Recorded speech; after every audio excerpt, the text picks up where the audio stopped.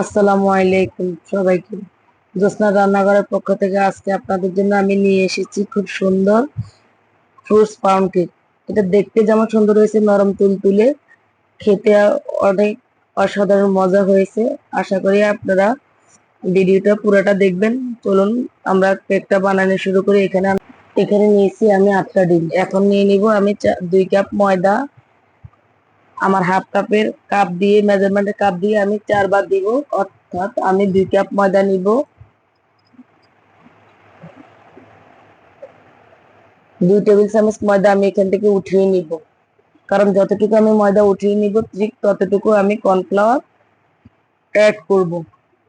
দিয়ে দিব আমি এখানে 1 চামচ বেকিং পাউডার। শুকনো উপকরণগুলো আমি ভালোভাবে চেলে নিয়ে পাশে রেখে দিব। এগুলো আমি খুব ভালোভাবে চেলে নিব, চেলে আমি এক সাইডে রেখে দিব। আশা করি আপনারা পুরো ভিডিওতে আমার সাথে থাকবেন এবং দেখবেন, শিখবেন, তৈরি করে আপনজনদের খাওয়াবেন।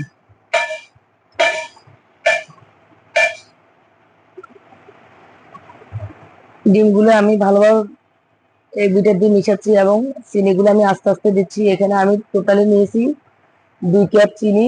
2 কাপ ময়দার জন্য সবসময় 2 কাপ চিনি হবে, তবে যারা চিনি বেশি একটা পছন্দ করে না তারা এখান থেকে একটু কমিয়ে দিতে পারেন। এখানে আমি ভ্যানিলা এসেন্স ও সামান্য মিল্ক এসেন্স দিয়েছি।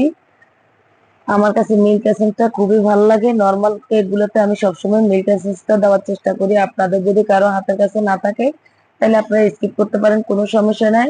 ভ্যানিলা এসেন্স থাকলে চলবে। আমি চিনিগুলো আস্তে আস্তে দিয়ে এই ডিমগুলোর ফোমটা তৈরি করে নিচ্ছি। এটার আসলে বেশি একটা ফোম লাগে না, কারণ যেহেতু এটা পাউন্ড কেক। স্পঞ্জ কেকে যেমন আমাদের প্রচুর ফোমের দরকার হয়, পাউন্ড কেকে অত প্রয়োজন হয় না। এখানে আমি দিয়ে দিয়েছি 1 চামচ ভিনেগার। ভিনেগারটা আপনাদের হাতের কাছে না থাকলে না দিলেও চলবে, কেক হবে। কিন্তু চেষ্টা করবেন কোনোভাবে চিনির দানা যাতে না থাকে। আমাদের অনেকের অবজেকশন থাকে যে আমাদের কেক সুপসে, চিনির দানা থাকলে অবশ্যই কেক সুপসে যাবে। এখানে আমি 1 কাপ রান্নার রেগুলার সয়াবিন তেল দিয়েছিলাম, সেটা আমি 1 মিনিট বিট করার পরে এখন শুকনো উপকরণগুলো আমি আস্তে আস্তে মিশিয়ে দিব।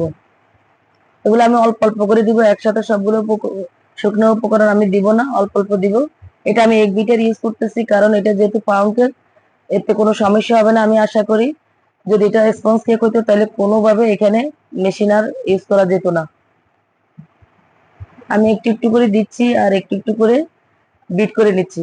আর এর ফাঁকে আপনাদের কাছে আমার একটা অনুরোধ রইলো, আপনারা যদি আমার এই ভিডিওটা এতটুকু ভালো লাগে এবং আমার এই পরিশ্রমের মূল্যটুকু যদি আপনারা দিবেন মনে করেন, তাহলে অবশ্যই আমার চ্যানেলটাকে অবশ্যই যারা এখন পর্যন্ত সাবস্ক্রাইব করেন নাই তারা করে যাবেন। আর যারা করছেন তাদেরকে অসংখ্য ধন্যবাদ। আর এরকম যদি আরো সুন্দর সুন্দর এবং অনেক মজার মজার খাবারের ভিডিও যদি আপনারা পেতে চান, অবশ্যই আপনারা আমার পাশে থাকবেন, আমাকে সাপোর্ট করবেন, লাইক করবেন, একটা কমেন্ট করবেন গঠনমূলক। আপনারা আমার পাশে থাকলে আসলে আমি অনেক দূর যেতে পারবো, এটাই বিশ্বাস করি। এখন আমি এখানে আমার টুটি ফুটি গুলো দিয়ে দিয়েছি।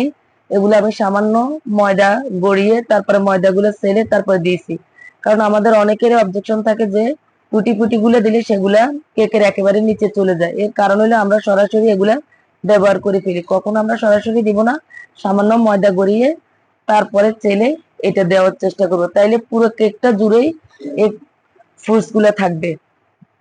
উপরে আমি কিছু কাজু বাদাম দিয়েছি, আপনারা চাইলে দিতে পারেন, না চাইলে স্কিপ করতে পারেন, কোনো সমস্যা নাই। এগুলো এখন আমি কেক দুইটা 180 ডিগ্রিতে 30 মিনিটের জন্য দিয়ে দিচ্ছি। মাশাআল্লাহ আমার কেকটা কত সুন্দর হয়েছে, দেখতে যেমন সুন্দর হয়েছে খেতে অসম্ভব মজা হয়েছে। আশা করি আপনারা এই ভিডিওটা দেখে একবার হলেও এটা ট্রাই করবেন। সবাই খুব ভালো থাকবেন এবং মজার মজার খাবার রেসিপি পাওয়ার জন্য অবশ্যই আমার ভিডিওগুলো দেখবেন, আমার পাশে থাকবেন এবং আপনাদের আপনজনদের মাঝে শেয়ার করে দিবেন। সবাই খুবই ভালো থাকবেন। দেখুন মাশাআল্লাহ আমার কেকটা কতটুকু নরম হয়েছে, আলহামদুলিল্লাহ। দেখতে যেমন সুন্দর হয়েছে, খেতে অসম্ভব মজা হয়েছিল। আবারও আপনাদেরকে বলবো, ভালো থাকবেন। আল্লাহ হাফেজ।